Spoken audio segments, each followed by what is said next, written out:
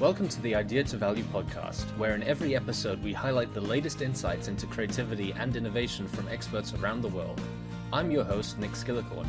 I care about the evidence behind what makes ideas happen, and I've already helped thousands of people just like you through my unique insights into recent scientific findings of how creativity works. I also show you how to turbocharge innovation programs so they finally deliver on the value and ideas you've been struggling to execute. Get your free training on how creativity can be improved by registering now at www.ideatovalue.com. Now let's get on with today's episode. Hello everyone, and welcome to another episode of the Idea to Value podcast. I'm thrilled to have with me today Daniel Burrus. Daniel is a futurist who's started 6 companies, many of them leaders in their field. He's written 7 best-selling books worldwide, and much like his most recent one, the Anticipatory Organisation, and he's also a leading thinker on the topics of innovation and actually getting your ideas to succeed in the future. Daniel, it's wonderful speaking with you today. Great to be with you today. Real pleasure. So for people who don't know about you or the work that you've done so far, can you just give us a very brief background as to your journey of where you got started from and where you got to now? Sure, and I'm going to make this short because I want to make sure we can get maximum value to all of the people that are on this program with you. And actually, I started out teaching biology and physics. And the only reason I mention that is because I know research, and so all of my methodologies have been well researched. I started 6 companies, as you mentioned. 5 were profitable in the first year. 4 were national leaders in the first year. The first one was an aviation business. I had my own airplane design. I was even a test pilot for that, and I had 37 national locations in the US in the first year on that. I also developed more recently the first national mobile real estate app. But anyway, which if you've ever used a Zillow or something, you know what that is. And as a matter of fact, they're the ones that are using the software we developed. The books have done well, bestsellers. I also do consulting, speaking, and the key here is I'm known as a technology forecaster, futurist, and innovation expert. So one of the things I think would be great to talk about is the link between trends and innovation. So I think that could be a nice combination for this program. I think that sounds like the pinpoint perfect topic to talk about today. So why don't we dive right into it? What exactly is a futurist? Well, the interesting is that anyone can be a futurist. You can say next week we'll put a man on the moon, and you're a futurist because you're predicting the future. Now, if you want to be a professional futurist and get paid for it, you do have to be right every now and then. So I've been doing it for 36 years, and if you go back and look at my books and my thousands of articles, you'll see I've got an amazing track record of being right. By the way, the reason I do that is I leave out the parts I can be wrong about. But the real power here is how much you can be right. And remember, I started out saying that I'm a teacher. Well, I'm a teacher now too, even though I'm not working for a university. I love teaching people principles rather than me just doing them. So that's why I'm excited to be here with you on this program. And again, most people think, one last thought on this, most people think the only thing that is certain about the future is death and taxes. But yet in the year 2035, in March, can an astronomer tell you the exact moment we'll have a full moon? Of course. If stock markets go down, will they go down to 0? No. Will they go back up again? Yes. And will they go down again? Yes. And we have actually over 500 known cycles that repeat and give you some ability to plan. There's sales cycles, weather cycles, biological cycles, business cycles, stock market cycles. And economists are trained in the science of cycles. And frankly, everyone listening to this, you have cycles down pretty well. What I want to talk about is the other kind of change that economists have no training in. That's why they've been increasingly wrong lately. But I want you to know it right now. And that is, I would call it linear/exponential. Linear in that it's not a cycle. It doesn't repeat. It doesn't go back and forth. It's a one-way only. and exponential because it's driven by technology that has been accelerating for over 30 years at an exponential rate, meaning the graph looks like that. And right now we're in the, whoa, holy cow part of that graph, which gives you some predictability. So to set up our discussion, what I did decades ago was again, I'm a researcher. I came up with a way of separating all trends into either hard trends that are based on future facts that will happen. You cannot change them, you cannot stop them, but the advantage is you can see them before they hit. And that allows you to see disruptions before disruptions happen, giving you the choice to be the disruptor or the disrupted. And obviously, I think this audience would rather be a positive disruptor than get disrupted. It lets you see problems before you have them, so you can pre-solve them or let them play out. So it's a very powerful thing, these hard trends. The other kind of trend, and again, all trends fit into these categories. The other kind of trend is a soft trend. And a soft trend is not based on a future fact, it's based on an assumption that may or may not happen. And now I didn't say it won't happen, and some of those might be very highly likely. But when it comes to innovation and turning creativity into a product or a service, risk is all around certainty and uncertainty. You see, a strategy, whether personal or business, based on uncertainty has high risk. A strategy based on certainty has low risk and high reward. So if you want to be able to do breakthrough innovation and have very low risk, you need to know the difference between hard trends and soft trends. By the way, one last little thing on that. I love both hard trends and soft trends. Because let me give you one more insight, and there are many, but we only have so much time. Let me give you one more. A trend by itself, who cares? Remember, I've been doing this for 36 years. I'm telling you, who cares? Unless you tie an opportunity to it. The minute you tie either a hard trend or a soft trend, the minute you tie an opportunity to it, you burst it into action. So a soft trend, what's the opportunity of a soft trend since it's a if or a maybe, it might happen? And the answer is you can change them. What are the soft trends you would like to change?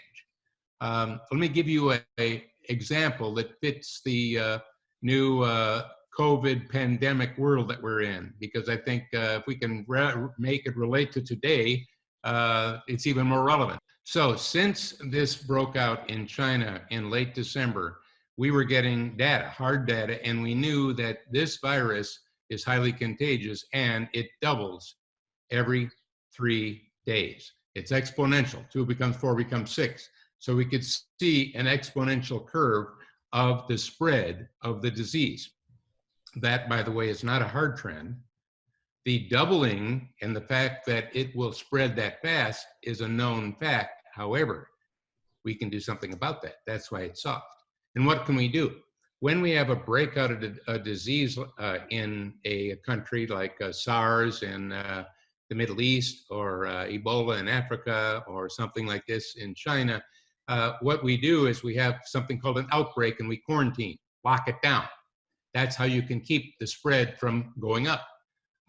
And of course, China locked down millions of people when they saw what was happening. And so did Singapore, so did South Korea, and they were able to affect that. See, the reason I like a soft trend is you don't like it, you can change it.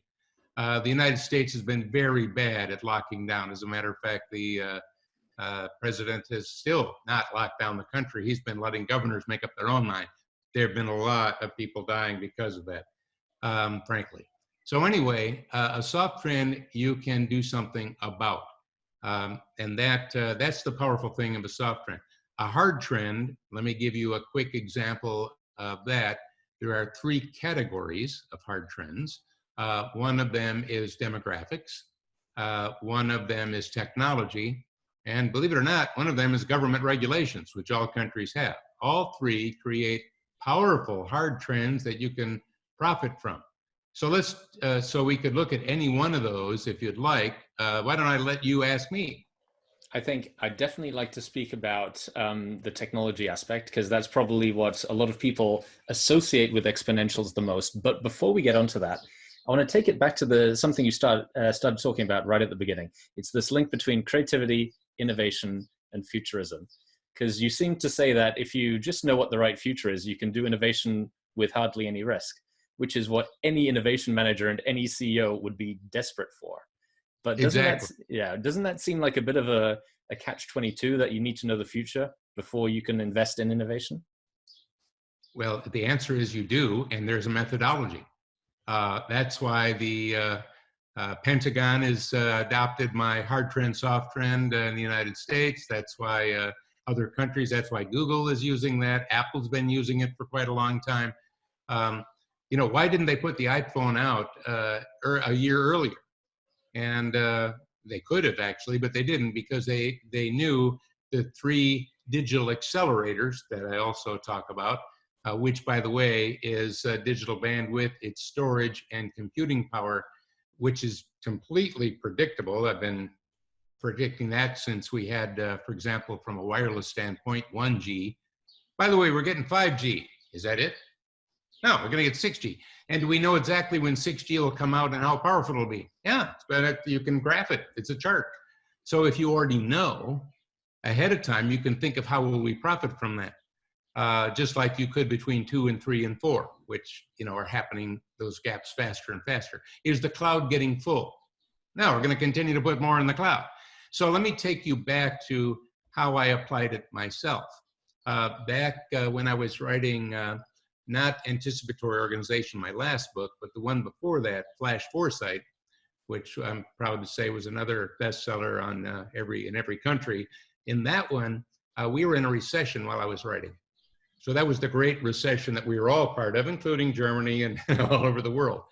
And at that time, in 2008, we had smartphones, but apps on smartphones were how to make your smartphone look like a beer when you went like this, 99 cents. Yeah. They were not business applications for apps other than converting currency. There were no business applications in 2008. And there were 100,000 apps in the Apple Store, and there were no other stores. There was only the Apple Store.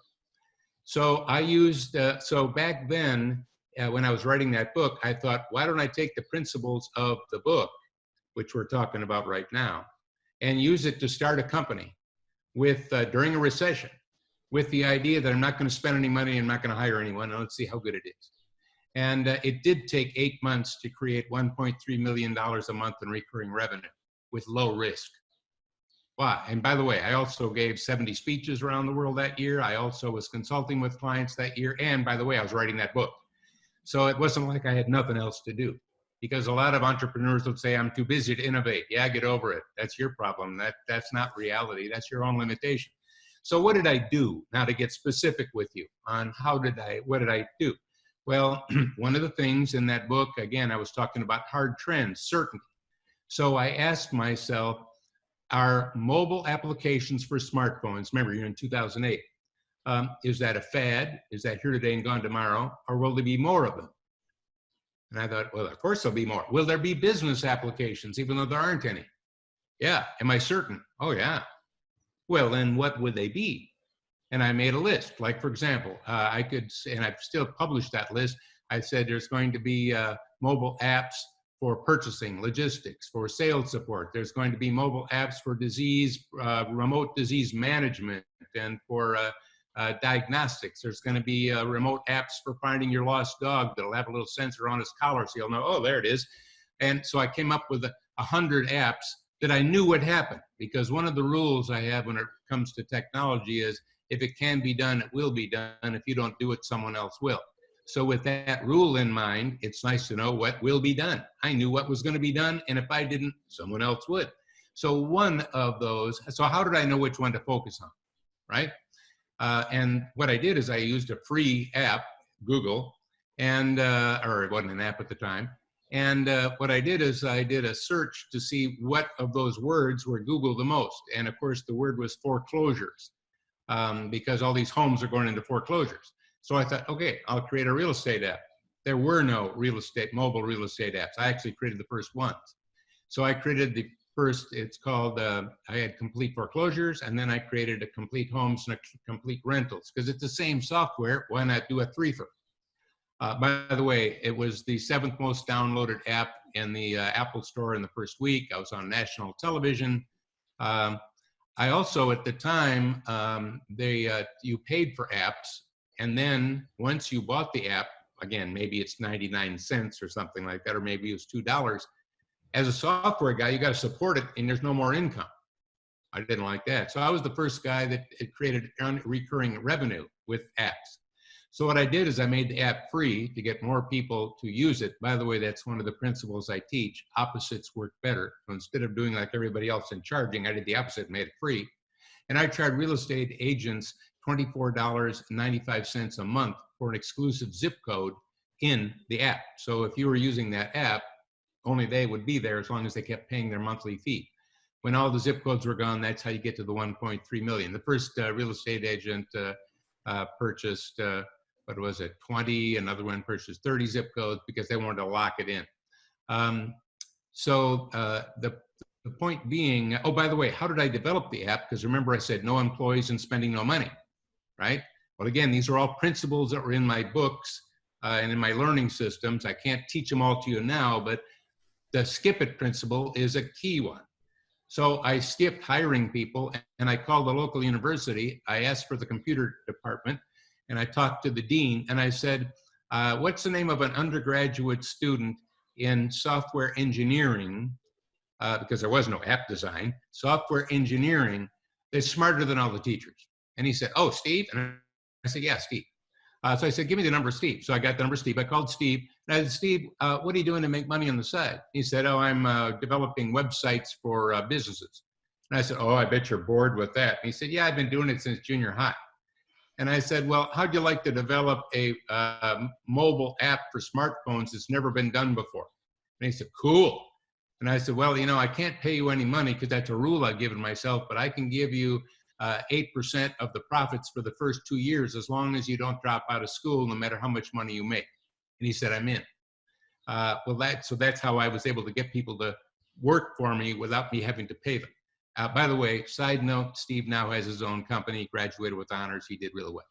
So I don't want to just get hung up on this one story, but you get the idea. You can see, if you go back to my book, Techno Trends, which many of you might even have because it was a big seller, that's 1993 book.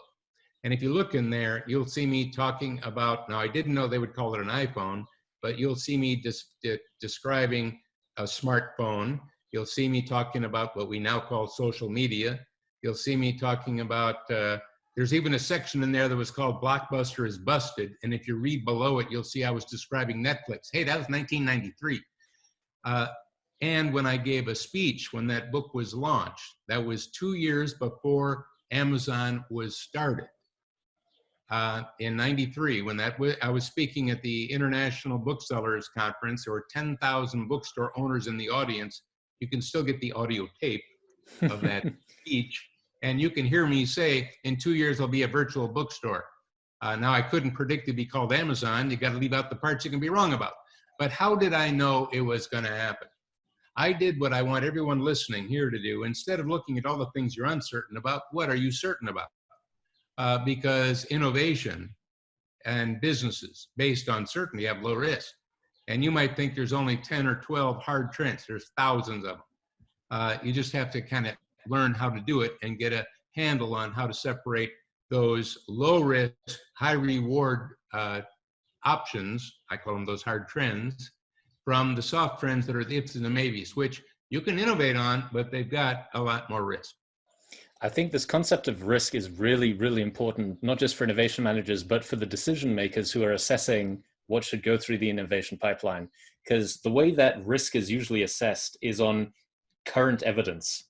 And that's things like, can you prove the business plan? Can you prove current market share? Can you prove current this, that, or the other? And that's why so many more transformational, disruptive innovation ideas never get through the pipeline, never get funding. Nick, you just hit on a big one. Hang on a second. I want everyone to just remember what Nick just said because it was really powerful. Let me put a little spin on it because that was really a good one. So I didn't want them to miss it. So here's the little angle on that. When most of us are looking ahead, we're really looking through a rear view mirror. We're not looking through the windshield. Because what we're doing is using our past perspective, everything that we know, which is all behind us, by the way, And we're using our current way of thinking. You see, I don't worry about legacy technology. I worry about legacy mindsets, legacy thinking. So we're applying the past to try to go forward. And that's why so many businesses fail. I mean, again, I don't just write books. Remember, I've started 6 companies. They've done well and they grew rapidly. Why? Well, low risk. I'm using what I'm teaching you. So let's ask, how do we change the mindsets of these decision makers to make it easier for them to look forward and look at what trends are actually low risk? All right. Well, now I know why you're doing this. You're asking really great questions. That is an important one. So first of all, stop giving your opinion. Now, just think about this a minute. No matter who you are, when you give me your opinion, what am I going to want? I'm going to want another opinion. But if you are not giving your opinion, you're speaking in future facts, which, by the way, is you can learn how to do that. You're sharing undeniable truths. Just like I said earlier, you know, after 5G, is that it? No, you all know 6G is next, followed by 7. And by the way, if you showed them a chart of how predictable it was from 1, 2, 3, 4 to 5, you could show them what 6 and 7 will be like, and it'd be pretty hard for them to deny that. So you give them undeniable truths. You speak in certainty. You see, hard trends gives you something really powerful. It gives you certainty. And when a person has certainty, they have the confidence to write a big check. They have the confidence to say yes. And an innovator has the confidence to make a bold move. So part of it is learning how to separate the wheat from the chaff and, again, speak in terms of that. One other little element to this to get people to say yes to your ideas. And that is, we give them, here's what I want to do, and here's what it'll cost. And you may even speak with certainty, with hard trends. So you're not giving your opinion, but you're missing one really big element. And that is, you say, before you give me a yes or no, let me just go through the cost of a no. Because in the old days, meaning 2, 3, 4 years ago, a no meant I didn't have to spend money. A no meant you're out of my hair. A no means, especially if I'm the chief financial officer, I've been trained to say no. We're not spending any money. But when I can help you to see that, since what I'm suggesting is based on a hard trend that will happen, and if we don't, someone else will, either a competitor or worse yet, someone is not a competitor out of the blue, highly funded, and disrupt our entire world. Since this is going to happen anyway, let's go through and see the cost to our business, to our reputation, and to our brand by saying no. And when you go through that list and then say, now, what do you have to say? You'll find the no is always more expensive than the yes. And by the way, I just gave everyone in this listening to this a really big one. That's a big insight, the cost of the no. So speaking of the cost of the no, I've loved speaking with you so far. We're coming up to the end of the interview, but I'd like to ask you one final question. You seem to have an amazing track record of predicting what is going to happen, what is going to be big. Why are so many other people, even futurists themselves, quite often so bad at it? And we look at things like the Gartner hype cycle that lists all of these amazingly exciting things that are almost definitely going to happen, and they just don't end up coming true. Yeah, well, that's why I developed my methodology. You see, instead of me saying, I'm the only guy with good trends, forget Gartner and all these other guys and throw them out the window. I'm the only guy with the right trends. What I did was something pretty powerful. I came up with a model, I call it the anticipatory model, where you can put this hard trend, soft trend envelope over anybody's trends and separate the wheat from the chaff. You can also, and again, and we haven't talked about it, we didn't have time in here, but I've been able to put in accurate time frames as well. There's even a way to do that on the hard trends. Again, the certainties, not the soft trends. So what you do is you take a Gartner hype cycle, and then you take you overlay the hard trend, soft trend over it, and you'll get an idea of which ones you want to do, and which ones are the ifs and the maybes, and which ones are certainties, and which ones are based on assumptions that may or may not happen. Very powerful. It's been absolutely wonderful speaking with you. I think we've all learned quite a lot, and there's probably a lot more that we can learn from you. So if people want to learn more about you, your insights, your methods, and all those things, what's the best place they can go to find out more? Well, one thing you could do is go to Burrus, BURRUS.com. There's a lot of resources there. Secondly, my last book, Anticipatory Organization, has been a bestseller. It can be found in bookstores, online or off, probably off, or probably online more than anywhere else, including Amazon. And then the other thing is I have something I know this group especially would like, and that is I call it the Anticipatory Leader. And it's an award-winning learning system for doing what I'm talking about, innovation and trends, and bringing them together for low-risk, high-reward innovation. So there'll be a link on that you can check out when after this program, and you can probably take a look at the bottom of this and see it. I was about to say, we'll get all those links down in the description below. Daniel, it's been absolutely wonderful speaking with you, and I look forward to speaking again with you soon. Yep, same here. My pleasure. Thank you so much for listening. If you liked it, please like, share, and subscribe, and leave me a comment about what you thought and what you'd like to see more about.